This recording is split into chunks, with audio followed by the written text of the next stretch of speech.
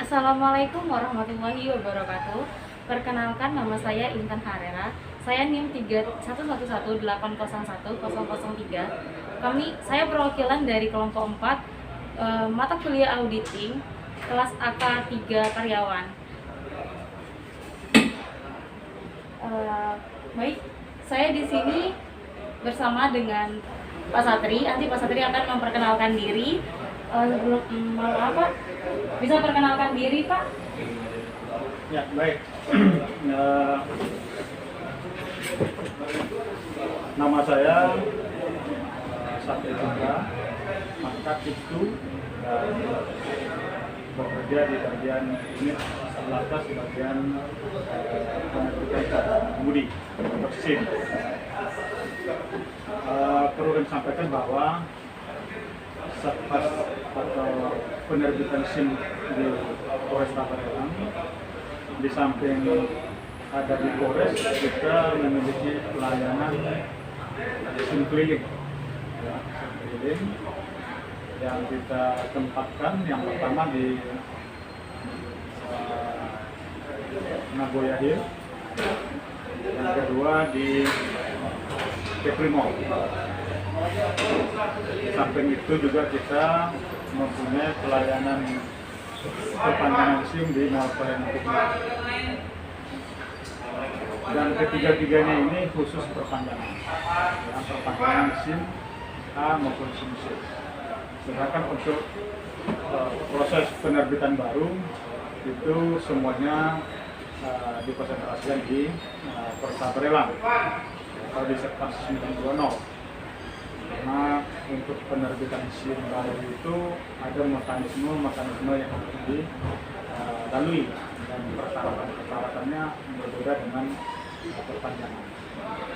Ini Pak, terkait mekanisme, tentunya kegiatan yang dilakukan itu berdasarkan SOP. Nah, jadi ini saya perwakilan dari teman-teman saya juga.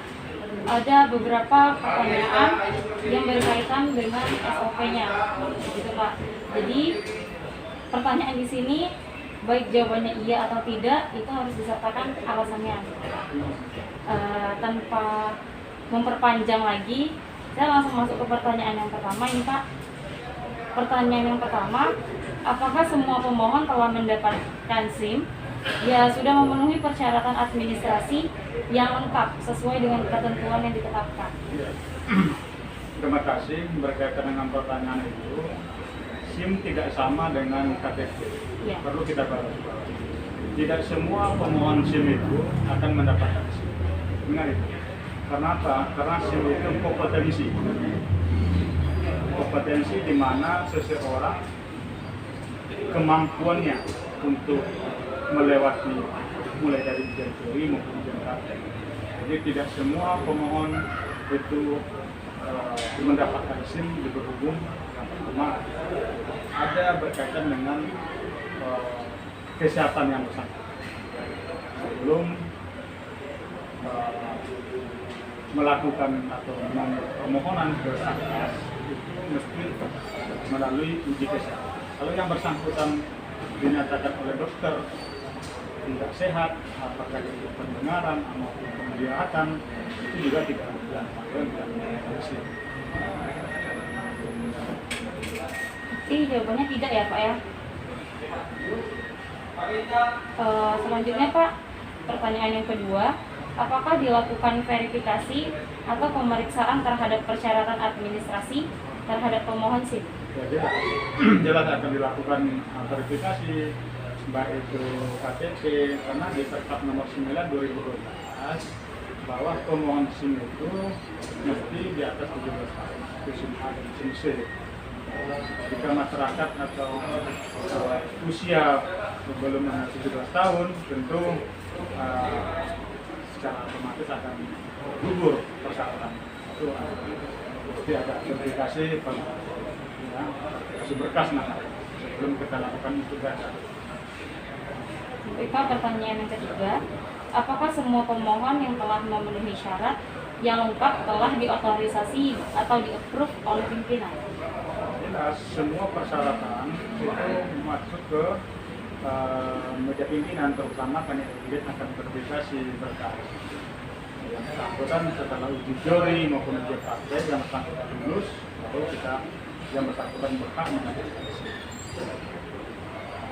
Pertanyaan yang keempat, Pak, apakah semua pemohon yang telah mendapatkan SIM sudah melakukan pembayaran sesuai dengan ketentuan yang berlaku?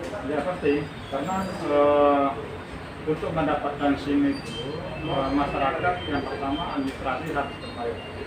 Apa administrasinya itu ada di dalam PP nomor 16 PP nomor 60 2016. Ya, itu ketentuan pungutan PNBP, pendapatan negara bukan pajak. Ya, pendapatan negara bukan pajak itu PNBP. Itu diatur dalam peraturan pemerintah PP nomor 60 2016. Itu diterangkan di situ besarannya, fungsi perpanjangan berapa, SIM A berapa, itu ada. Ya, itu ditampilkan di depan loket. Tidak ada di loket, itu bisa dicek nanti di loket. Pak, yang pertanyaan kelima, apakah semua pemohon telah mendapatkan SIM sudah melalui proses ujian teori? Iya, mesti harus uji teori uji praktek karena sistem berbasis IT. Ketika seseorang belum lulus uji teori, dia tidak akan bisa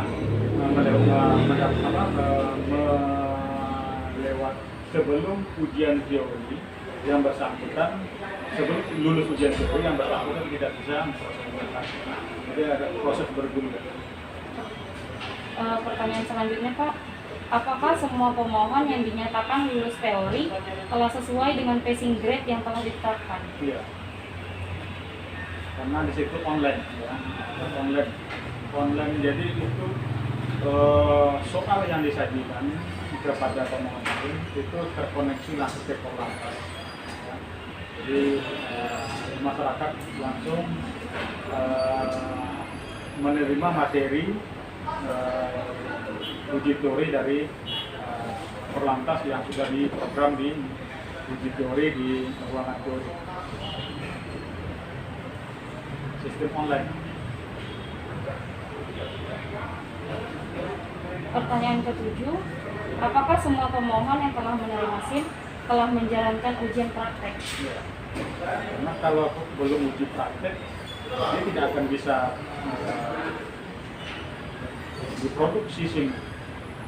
Tidak bisa produksi karena sistem online.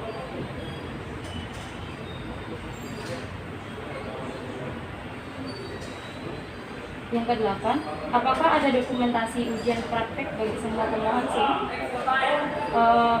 Kalau saya minta, boleh, Pak? Boleh, langsung aja ke lapangan.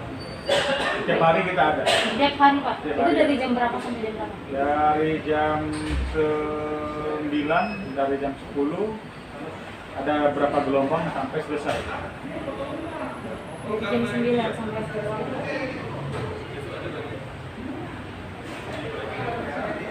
Pertanyaan selanjutnya, apakah semua pemohon yang telah mendapatkan SIM menyertakan surat kesehatan dari rumah sakit atau klinik yang ditetapkan?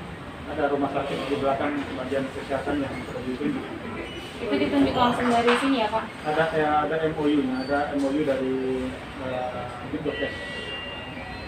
Ada MOU dari apa, Pak? Dari Dinkes. Pertanyaan ke-10, selama pandemi ini, apakah telah disediakan pendaftaran secara online? Ada, itu sebelum pandemi juga sudah ada online. Websitenya apa, Pak? Kalau boleh tahu. Website Satlantas Polresta Tangerang.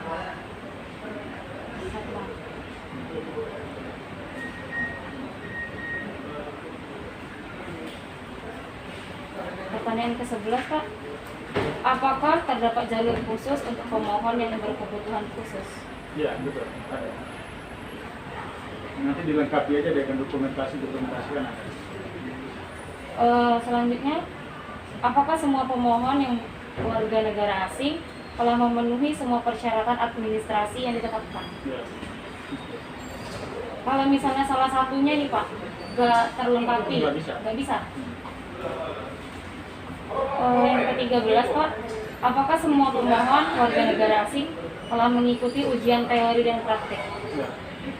Berarti tidak ada perbedaan yang khusus gitu Pak? Tidak. Tidak ada. Yang terakhir Pak, apakah semua pemohon SIM telah mendapatkan SIM sesuai dengan waktu yang ditetapkan? Kalau tentu yang ditetapkan bervariasi, Bervariasi. karena kemampuan seseorang itu tidak pernah sama. Biasanya jenjang dari mulai kita daftar sampai kita ujian praktek itu berapa lama Pak standarnya?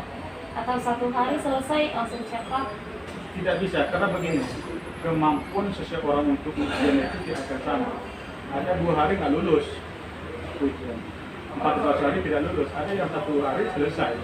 Jadi kalau itu pertanyaannya itu relatif, Relatif.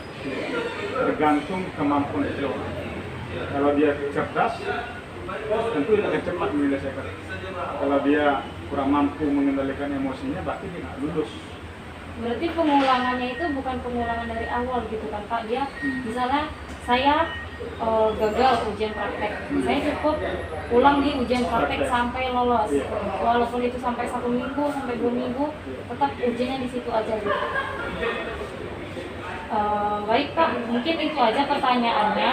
Nanti kalau misalnya saya ada informasi lagi dari dosen saya, entah itu ada yang perlu ditambahkan atau yang perlu dipertanyakan lagi, mungkin saya bisa tanya lagi ke Bapak. Baik, terima kasih Pak.